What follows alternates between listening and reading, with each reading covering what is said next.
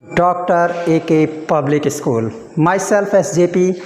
I'm going to start part 3rd of the chapter Democratic Politics 2nd, Federalism. Children, today's topic is how is federalism practiced. This thing we are going to discuss in this clip. Children, you know, as India's constitution was made, but it was not only sufficient.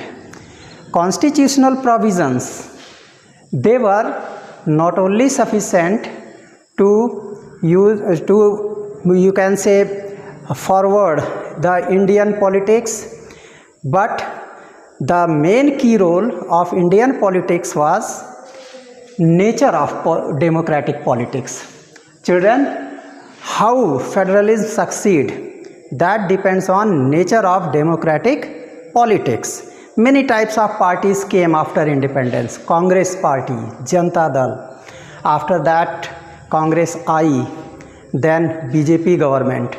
They had different types of politics, and our federalism was challenged by these politics. That's why it is very important to understand the provision of constitution for the successfulness of federalism. Along with this, the nature of politics, what we had discussed here, nature of democratic politics, it is very necessary for the success of federalism. Children, one thing more, there is another test, language policy. It is another nature of politics that challenged Indian federalism. What should be the nature of language policy?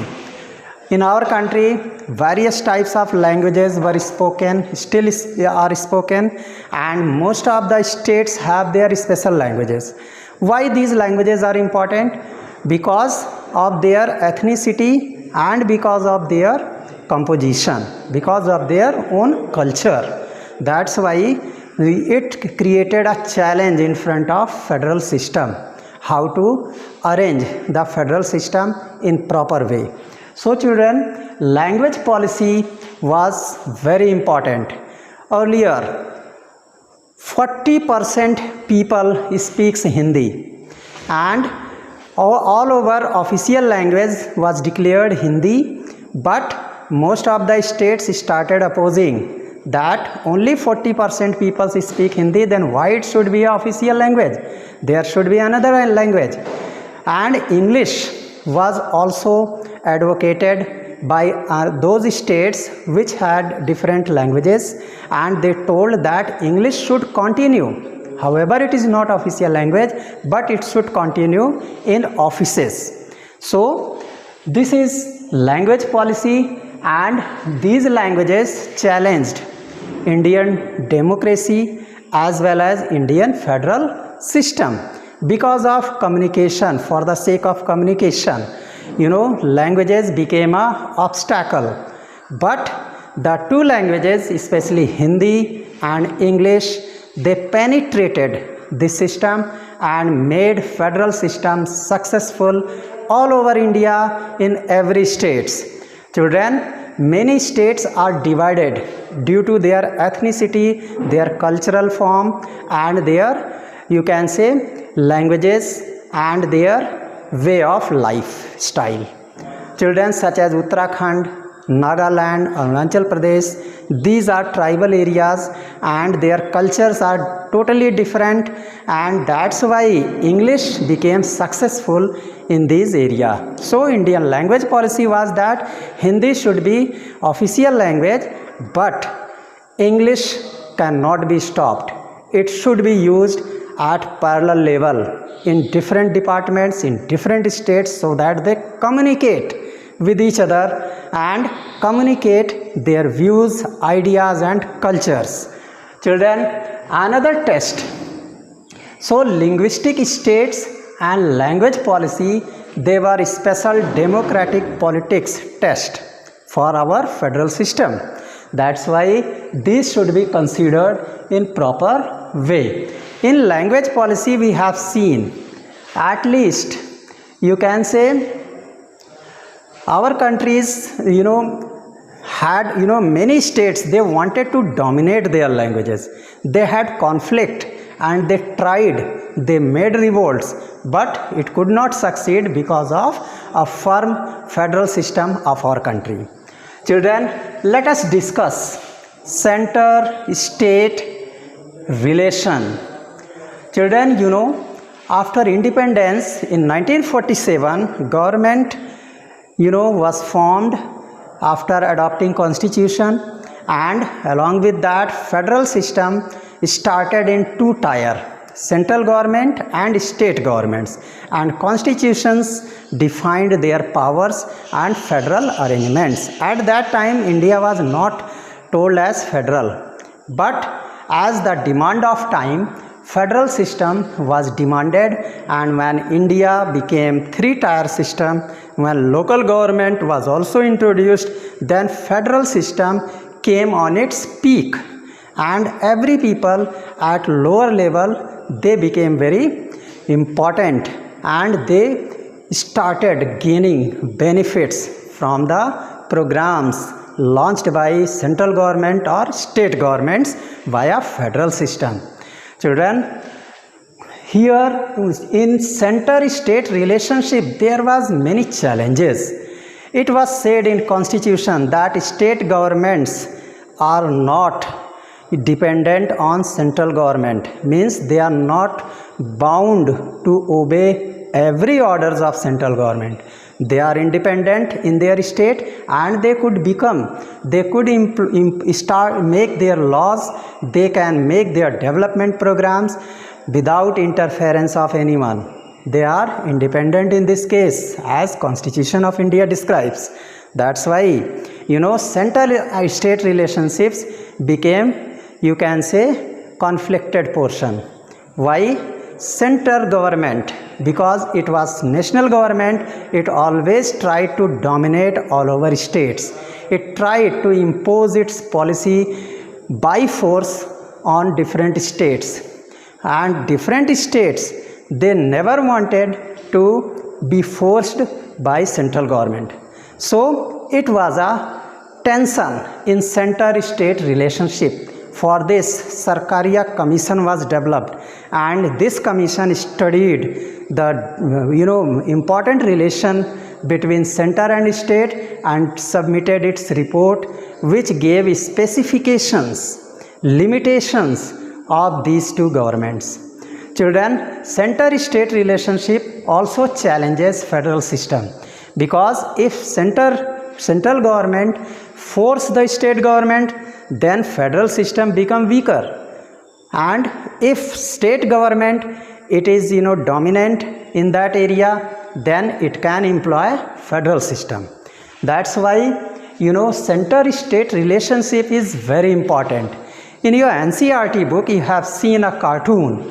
In that cartoon, it has described what should be the relationship between center and state government. Should all state government heads, they have a bowl and they go in front of central government to beg for budgets for the development of their states? No, it is unfair. It is insult of federal system. Children, it should not happen, because in Indian democracy, constitution does not allow such arrangements. That's why center and state relations should be healthy, and it should be, they should know their duties and try to start welfare programs and allot budgets equally without any partiality. That's why center-state relationship should be, you can say obeyed. You can say it should be a healthy relationship. Children, one thing more, coalition governments generally forms, and many types of perils, many types of difficulties comes in running of coalition government. So you know very well what is coalition government. Means when after election no party gains majority, every parties gain some seats, but they does not comes to be two-third majority. They cannot acquire two-third majority. Then it became a challenge. How to make government? That's why President of India or Governor of state, they used to appoint the largest party who have largest seats won by their MLAs or MPs. And all these people, they constitute, they are appointed to make government, and they have not sufficient seat. That's why they used to make coalition with other parties who have sufficient amount of seats. After that, they make alliance, and along with this party unites, and a popular leader is elected, and they makes government with certain terms and conditions. Terms and conditions are so important in coalition government that for smooth running of coalition government, it should be very, very healthy. Otherwise, these coalition governments suffers perils, means they will destroy, because of at any time if conflict came, then this government will destroy. That's why coalition government is another challenge for federal system. It cannot, you can say, federal system become disturbed, and policies could not be made, time is wasted, development stops, and welfare programs, they stops, whatever programs were implemented by state government, they be stops, and public suffer a loss. So it is a major challenge for your federal system.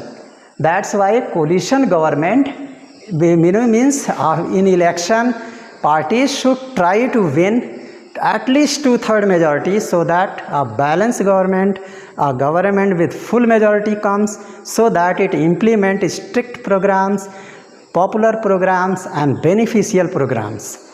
Children, one thing more, linguistic diversity of India. In this chapter, especially in India like country, it has huge linguistic diversity. In India, there are 1500 distinct languages spoken. 1500 distinct languages. According to census 1991, it came to know that 1500 distinct languages are spoken in huge country like India. You just imagine 1500 languages. Means nobody understand, only 4 or 5 languages is difficult to understand. How 1500 languages are running in our country. And along with this, 114 major languages are there. Means major languages which are spoken in large area, they are 114 in numbers. So it appears huge linguistic diversity in India. So how to communicate with each other? There should be official language, and Hindi being spoken in only 40%, it becomes helpless. That's why English has been introduced as parallel to Hindi, so that federal system, it runs efficiently, and every constituent units try to have a communication system, proper know-how, try to understand the policies, try to know everybody's views, either in English or in Hindi, because they have been accepted by all. Even linguistic states also accepted English should be implemented, it should continue. So children, along with this, in our constitution, 22 languages are recognized. Means in 22 languages, there are 22 languages, they are recognized, and these languages are, especially in article of Constitution of India, and in these languages we can use these languages in offices, we can use these languages in giving examinations of IAS, PCS examinations. These languages are accepted by UPSC. That's why, so these languages, they are also creating, you can say, major challenges for success of the federalism. So in India, federalism is practiced by defeating linguistic states, and you can say various other obstacles, and these systems also suffer from nature of politics and types of governments which came one by one. So they are very important things, and the perils of coalition government was also suffered in previous years. That's why federal system is practiced, and this system, it is also, you can say, one of the spirit and of a democracy. That's why federalism should be cultivated. Thank you for watching this clip.